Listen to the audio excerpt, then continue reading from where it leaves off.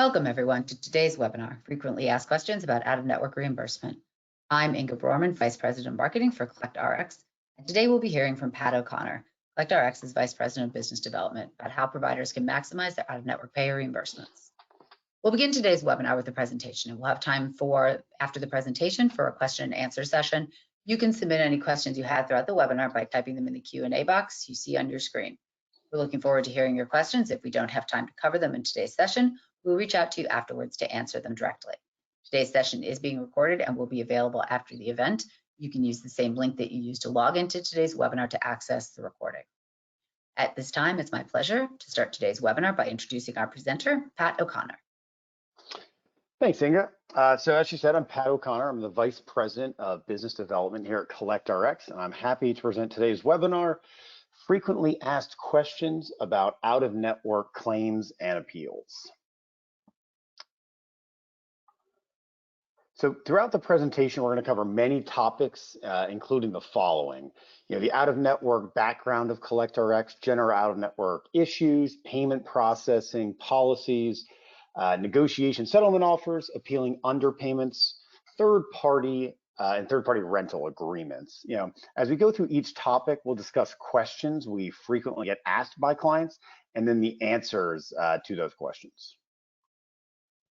So let's first start with a quick intro on CollectRx. Simply put, what we do here at CollectRx is help providers get higher payments on out-of-network bills. Despite our name, we are not a patient collections company and we are not a pharmaceutical company. What we do is increase your out-of-network reimbursement. We're your prescription for maximizing out-of-network payments.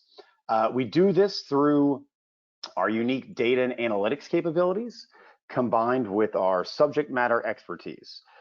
We've generated literally hundreds of millions of dollars in additional revenue for our customers. And as I will describe towards the end, we have a unique no risk fee structure where we get paid only when you get paid. So first thing to know is that we're the only company focused on helping providers maximize reimbursements on out-of-network bills. And we've been doing so since 2006. We have about 2,500 or more than 2,500 actually customers nationwide. And our customers come from a variety of provider types. That includes ambulatory surgery centers, hospitals, physician groups, labs, behavioral health customers, kind of everything you can possibly think of. One of the main ways to do this is with our proprietary CRIXIS database, and CRIXIS stands for CollectRx Information System. This is the system, kind of a workflow tool that we use to work all the claims and kind of holds all of our data inside it. And we're, again, built with a team of experts who kind of formerly worked on the insurance company side, and for those vendors, we have a unique expertise in dealing with out-of-network.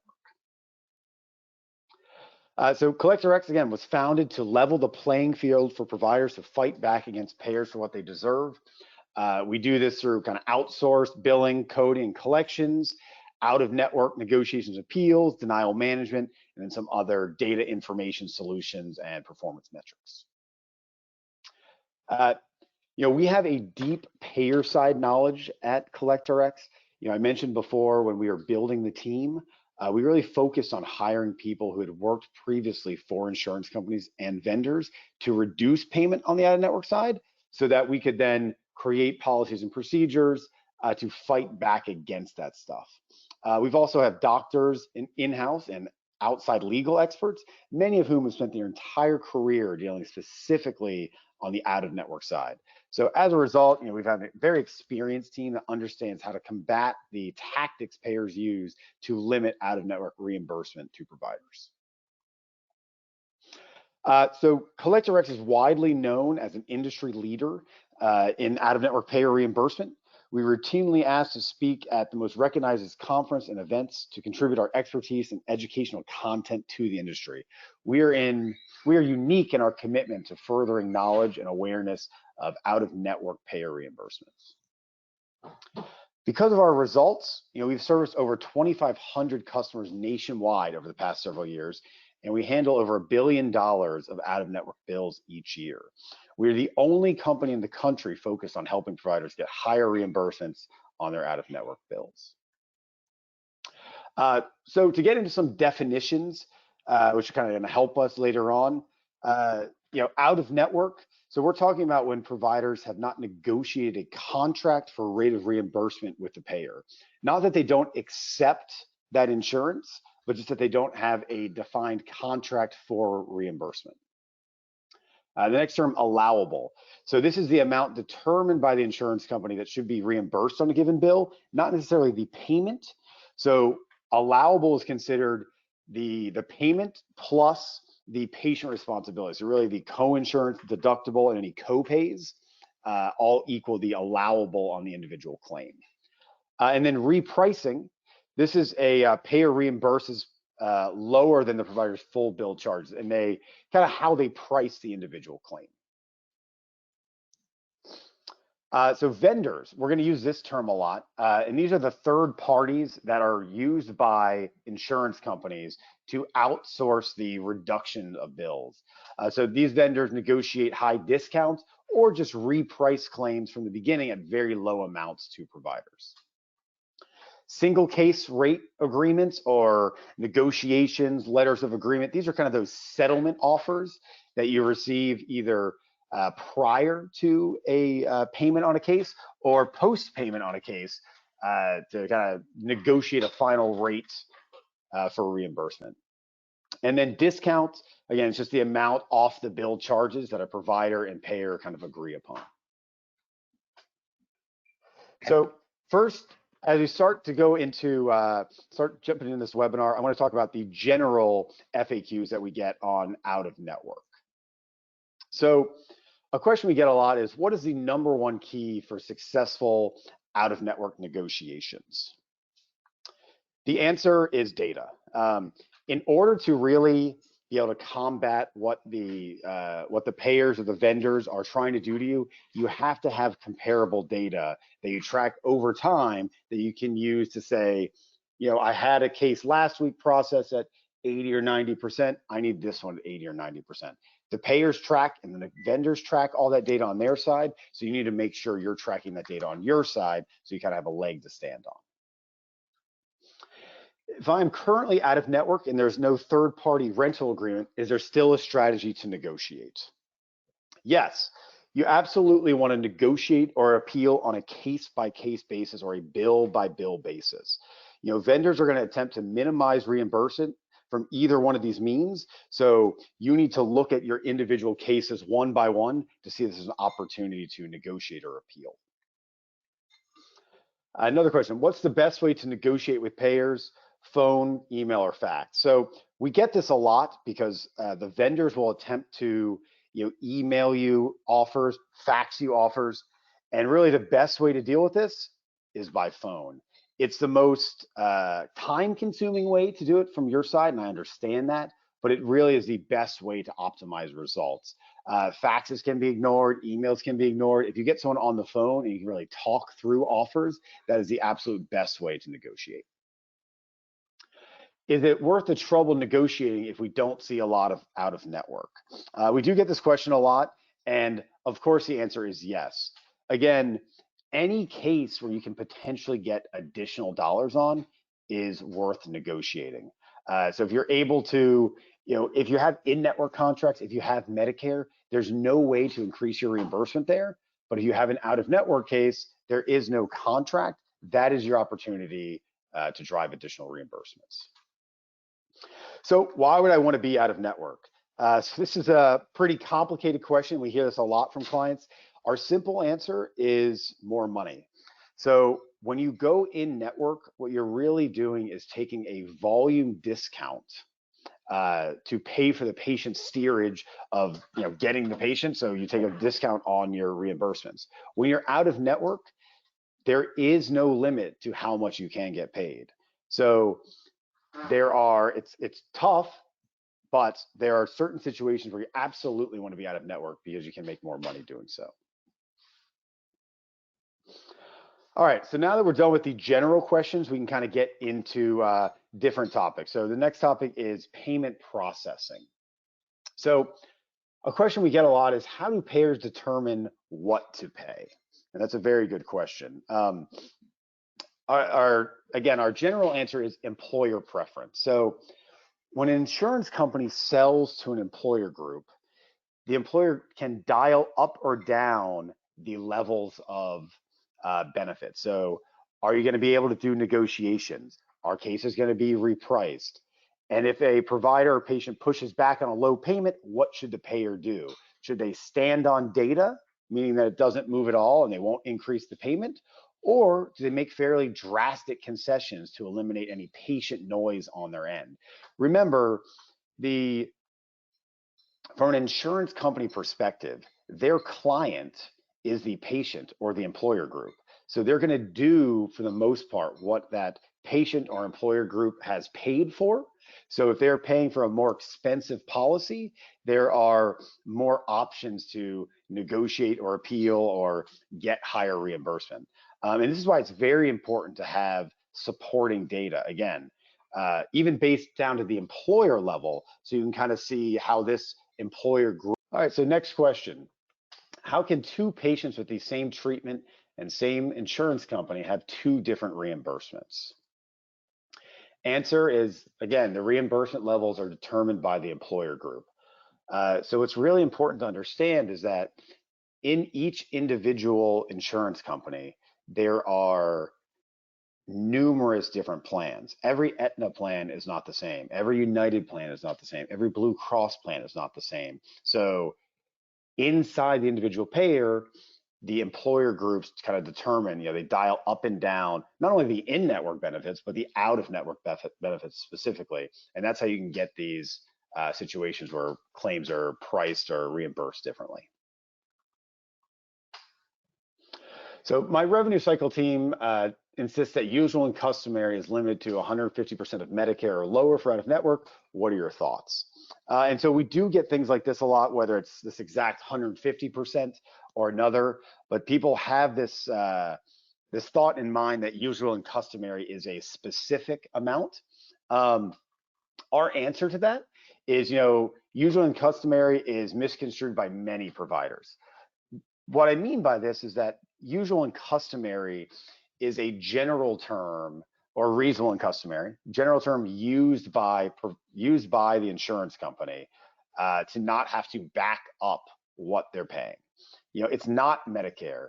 It's more art than science. And if you actually ask payers, what is your usual and customary based on? Maybe they'll use a term like fair health. Maybe they'll use a term like, comparable data in the area. And then you'll start to realize it's not necessarily a specific number. So we think that there's a lot of wiggle room here. And again, why it's very important to track insurance policies, collect that data so you can fight back on these usual and customary plans. So here you go. How do you collect more than usual and customary? Again, it's data, policies, and expertise. So I wouldn't necessarily say we collect more than usual and customary. I would say that usual and customary is an undefined term. It means a lot of different things to a lot of different people, and it's not set in stone. So by using data, making sure you're finding out the patient's policy information and really driving those points home to the insurance companies will allow you to drive additional revenue on usual and customary plans. Okay, so next topic we're going to get to is policies. So we get this question a lot, what is a limited benefit policy? Simply put, a limited benefit policy is one that puts restrictions on the calculations of reimbursement. So this could be a policy that has a fee schedule attached to it. It could be one based on Medicare. It could be one that has a daily cap on reimbursement. Anything that's kind of not a usual and customary plan is a limited benefit policy plan. So what are some examples of limited benefit policy plans? I gave you a couple there. Some specific examples are United Healthcare MNRP plan and the Cigna MRC plan. These plans are Medicare-based plans. They are not Medicare plans, but the reimbursements are based on a percentage of Medicare, usually between 85% to 140% of Medicare. The good news is that, if you call the insurance company to check benefits prior to this patient coming, you should be able to find out if they have one of these plans, so you can kind of estimate what your reimbursement is going to be. And there is a possibility to negotiate higher if you receive a kind of a settlement offer. So keep that stuff in mind. How do I know if the patient has a limited benefit policy plan? This just goes right what I was just talking about. You need to ask this during benefit verification. It's very important that when you're calling up, you've scheduled a patient and you're checking the patient's benefits, that you specifically ask how the patient's policy reimburses. And you can ask them specific questions. Is this a Medicare-based policy? Is this a usual and customary-based policy? And make sure you continue to ask until you get the answer you need to get. There may be times where someone will just say, yeah, of course it is. You need to make sure you get, if it is a Medicare-based policy, how is the benefit determined? Is it 110%? Is it 120%? Then you're going to know for sure that they're giving you the exact information. And the same thing from a usual and customary side, you can say, at what percentage does it, what percentage of usual and customary does it allow at? To really dive into the numbers to make sure the person's giving you accurate information on the phone. Next topic is negotiating settlement offers. So now we're really kind of getting into the meat of generating some additional dollars here. So given that there is no contract, what is the incentive to agree to any of these proposals when the provider is out of network with the payer? The biggest incentive is to maximize reimbursements. So when you are negotiating, you have some sort of control of what you're going to get. When you don't negotiate, you're basically giving up the control of what could potentially happen on the case. So you can get more money this way. You also get faster payment if you can sign these things, and you get a higher success rate. So why would I negotiate offers from companies like MultiPlan? I expect 100% of my charges. More power to you. That's fantastic. But there are bill minimization tactics that allow payers to reimburse at a fraction of what you charge. If you're not going to negotiate, you're going to be losing out on a lot of money up front. Not to say you have to accept every offer that's offered to you. You need to look at your data. You need to look at how these claims are processing when you do not negotiate, and track that so you can see, the benefits of each side. But I would never take the stance that you're always expecting 100% of your charges and that you would never negotiate. So any tips for negotiating single case agreements? Again, I really think it's persistence in data. So data we've talked about and touched on a couple different times. You really need to track insurance policies on your side. You need to track what you've done from negotiations previously, whether that's in your billing system or your follow-up tool, or even in a manual spreadsheet, just tracking what you're accepting, what you're not accepting, and then what is the result after you're accepting or not accepting. Because you want to know, if I turn down this offer at 60%, 70%, how did it end up allowing on the back end? Very important. And the other thing is persistence. You have to know that the other side wants to get a deal done, because that is also how the negotiators, the vendors get paid. So you need to be persistent to know that. Feel free to negotiate. You're not going to hurt their feelings. Go back and forth and try to get a rate that you're comfortable with. Obviously, be respectful, but there's no reason just to give in. Strategy of never accepting more than 10% discount. So this is a question we get a lot, and my general answer is it's just not good. I don't believe in any strategy where you have a hard line in any direction, that I only accept this, I never accept that, because every individual patient policy is different. There might be a 30% offer that you should accept because it's 5 times Medicare. And if you don't accept, it's going to process at 85% of Medicare. So you're making the decision, what is better in that scenario. So you need to look at each individual bill on a case-by-case basis. Also, I'll point out, if you say this strategy and let the vendors know where you stand, they're going to actually stop contacting you to negotiate these cases, and they're just going to reprice these claims. And again, you're going to end up in a situation where you then lose control and ultimately lose out on reimbursement. So we get this question quite a bit. Won't negotiating aggressively ruin my relationship with the vendors? So we like to say these vendors are not your friend. I don't want anyone, or I don't, tell any of my team to, be disrespectful to the vendors, but their whole job is to try to limit your reimbursements. They're not there to do a favor for you. So at the same time, you're trying to increase your reimbursements. So I don't think, this is a relationship you should be trying to, do them favors on, at the expense of your own revenue. So are vendors allowed to give me less than a day to negotiate? Unfortunately, the answer is yes. Again, this doesn't always, it's not always bad, because from the provider side, you want to settle the claim quickly as well, so you can get them processed and paid. While they're sitting out there, in negotiation, they're not going through processing to actually get you money. So at times they say, they'll put very quick timelines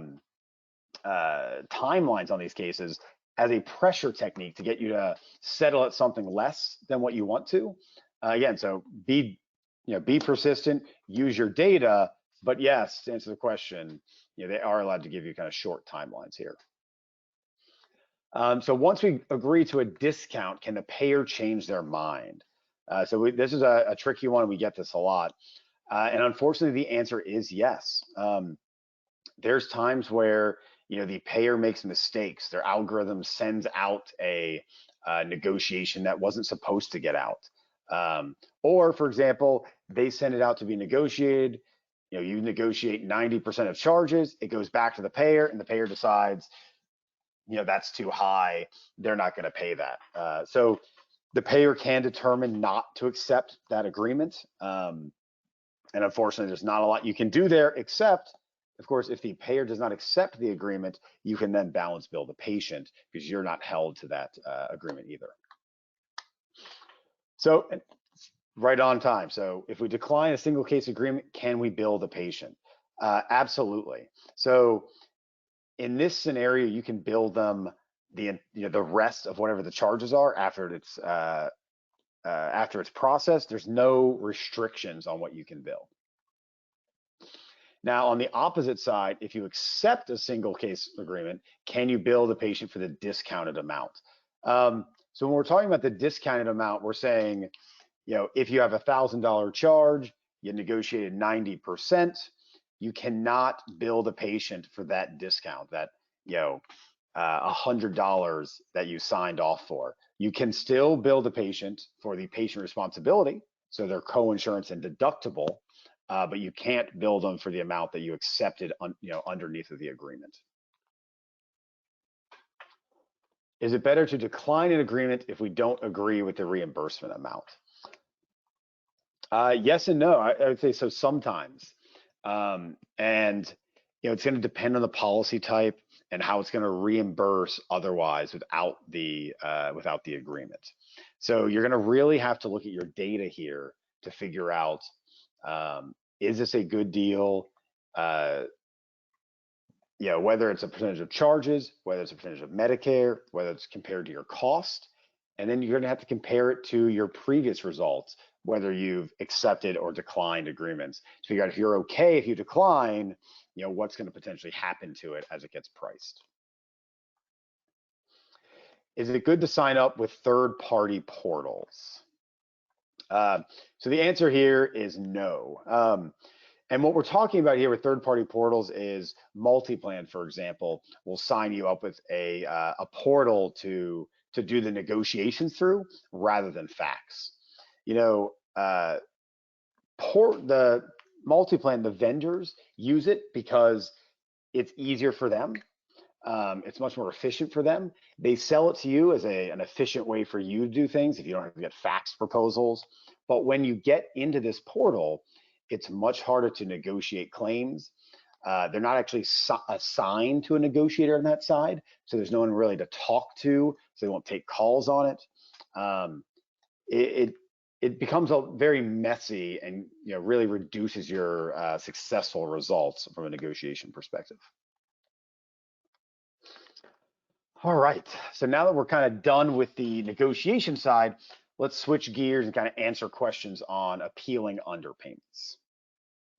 So first question here, what's the best way to successfully appeal underpaid bills? So this is a very complicated question, but I would say a rigorous appeals process. And I'm gonna actually go through some steps here that you should make sure as you kind of set up your own appeals process. Step one is kind of the initial intake or the documents. You want to ensure that you have all the documentation necessary to handle the claim. So this includes the UB or the CMS 1500, the EOB, the assignment of benefits, and any billing or collection notes that may be helpful. The next thing you need to do is kind of payer verification. So you need to contact the payer to verify the patient and bill information and obtain a verbal explanation of the basis for how they price the claim. So you want to call up and ask them, why was it processed in this way? And during that call, they may find out that something is denied. You may need more documentation. It's usual and customary, patient's plan. But this is kind of where you get the reasoning from the payer on why they priced it in this way. Step three is strategy development. So you want to devise the appropriate strategy for that claim based on kind of all the information you received from the payer verification stage and all the documents you have. And you add your data in here as well to try to figure out the best argument to make to the payer. In our case, we use our Crixus Business Intelligence Engine to assist in this process.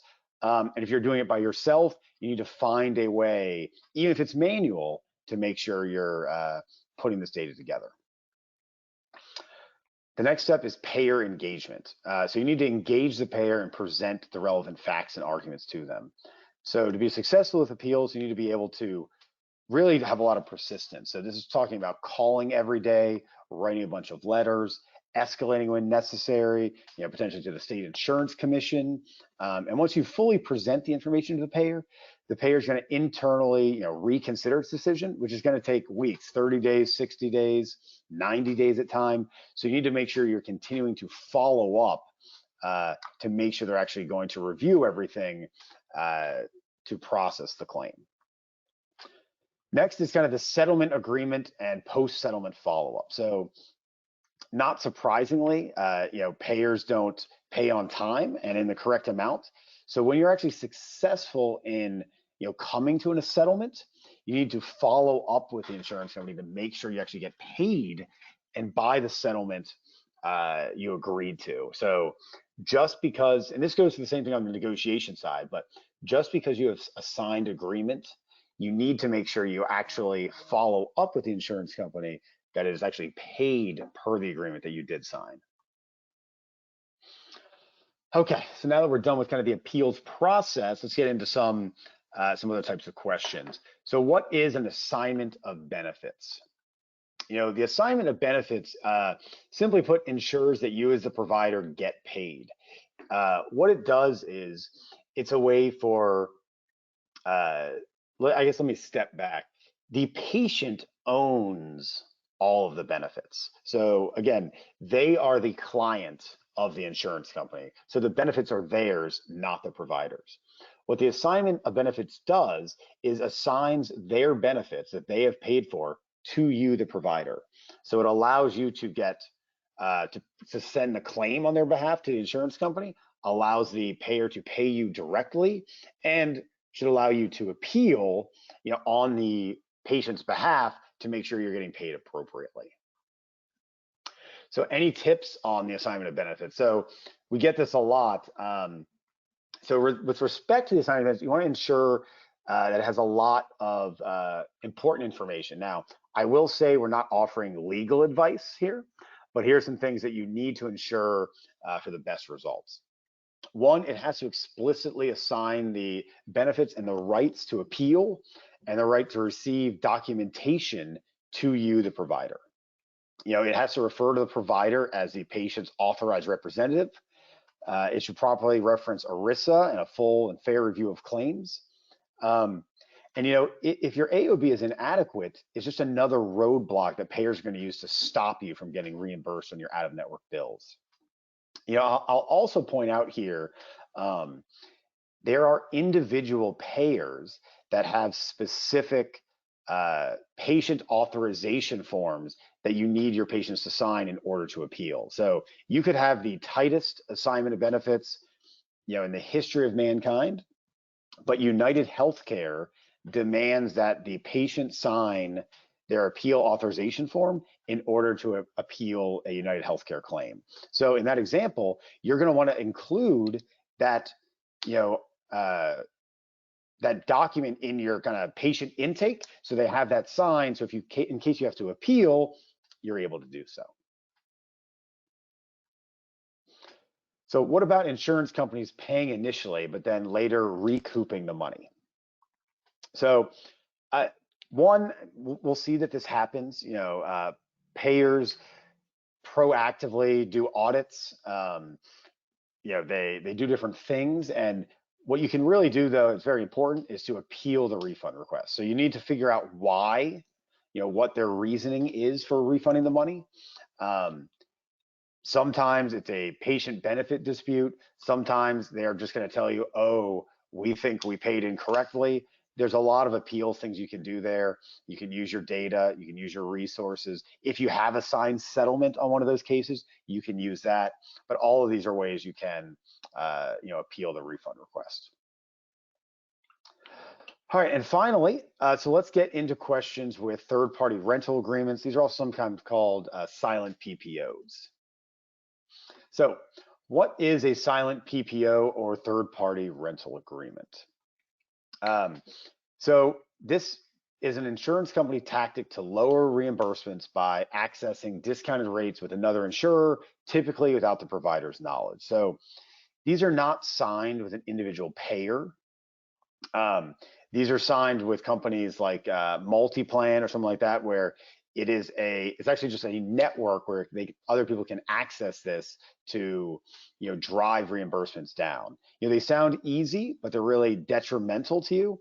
If you happen to have any third-party agreements or third-party contracts, CollectRx offers a complimentary analysis of them. So you can definitely kind of email them over to us, and we can take a look for you to see if it's a good deal or a bad deal and how you can get out of it. So how do I know when a third-party rental agreement is going to be applied? And so here's really the trickiest thing is you really don't. The payer is going to use a third-party rental agreement when it yields the lowest payment on the claim. So, people will say, oh, this person came in, they had MultiPlan on their insurance card, so MultiPlan is going to get applied. Maybe, but maybe not. So again, if there's a way for them to access a lower contract, the payer will do so. So why do so many providers contract with third-party rental agreement silent PPOs? Very, very good question. The main thing is that it's very easy.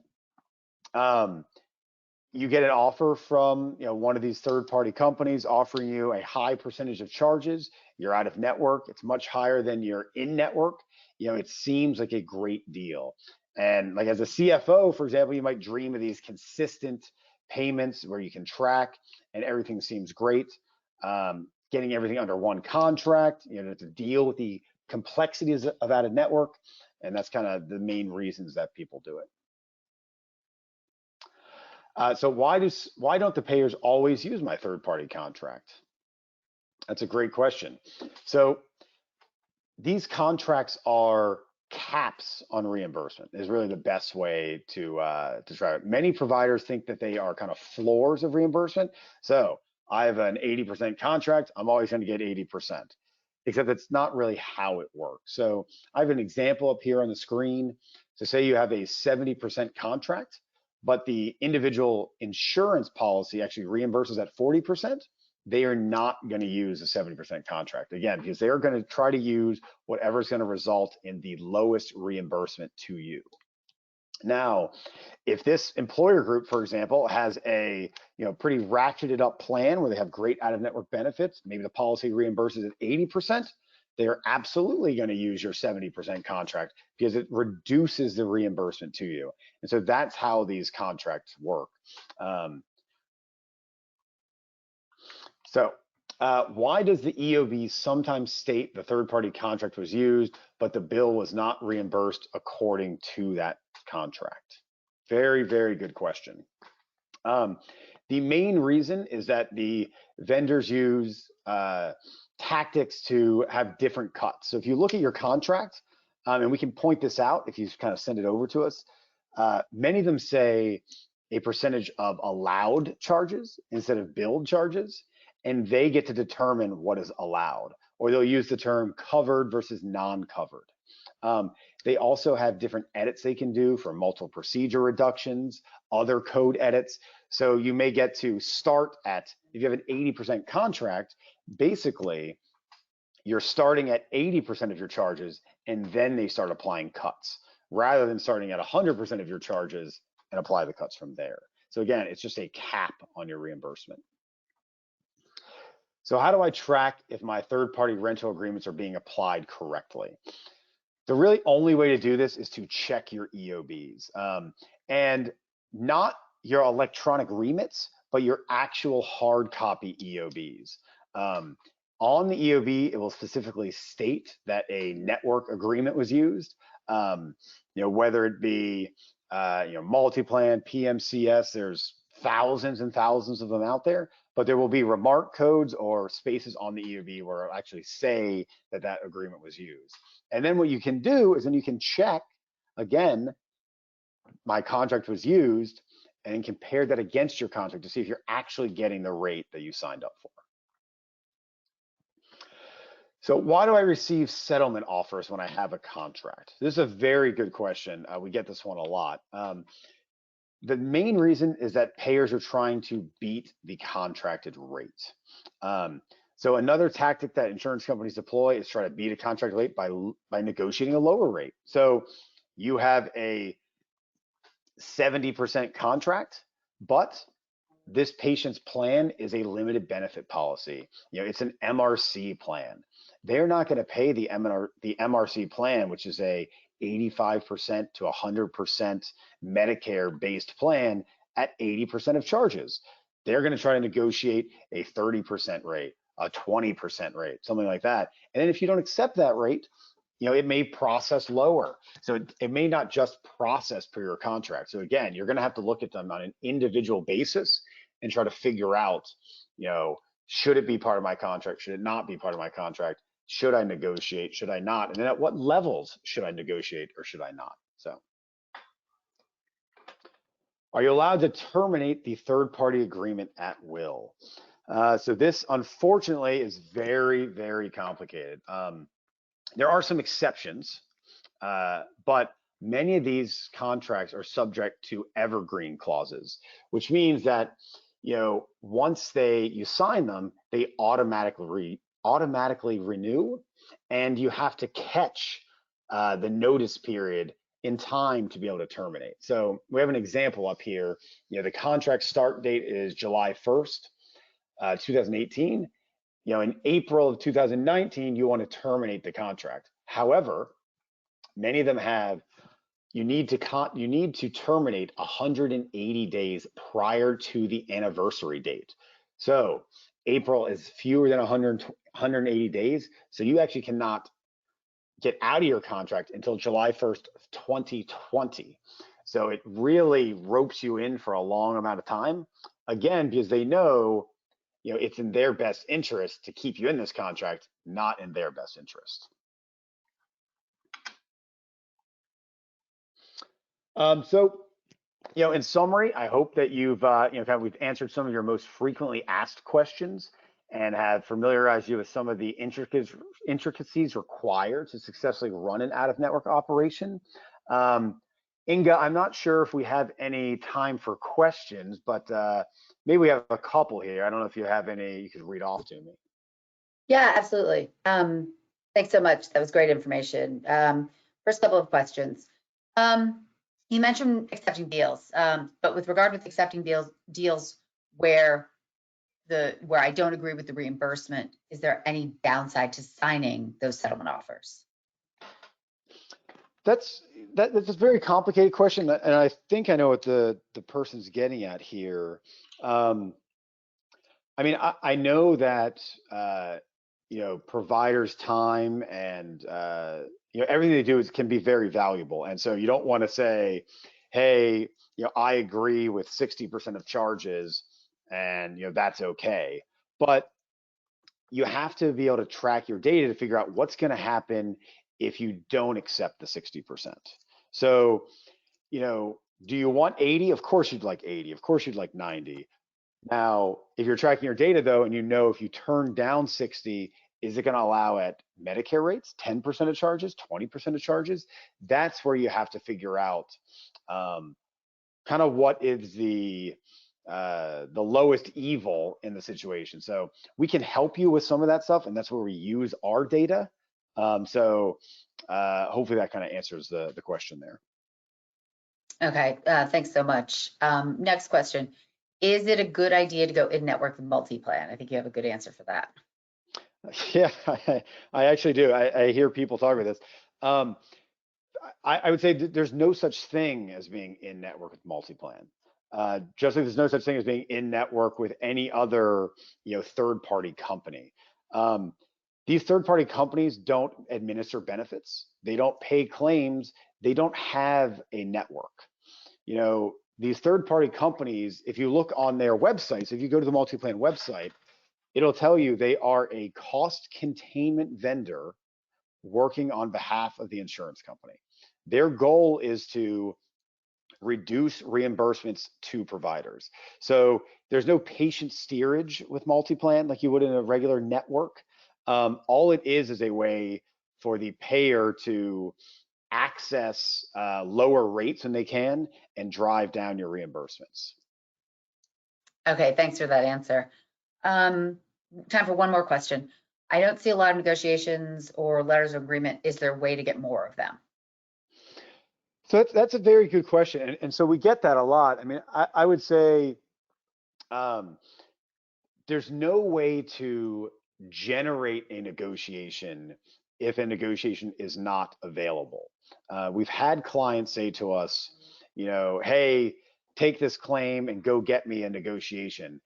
It doesn't really work that way. We talked about kind of it's based on the employer group and how they kind of ratchet up and down the benefits. However, we have helped clients if, for example, in the past, someone had told one of the vendors that you don't negotiate, it's potential that you are kind of blackballed by the vendors. And we've been able to kind of open those floodgates to any cases that are available. But there's no way to make more cases available for negotiation because it's just, it's kind of up to the employer group and the benefits that the individual patient has. So. Okay, thank you for that. Very clear. Okay, perfect.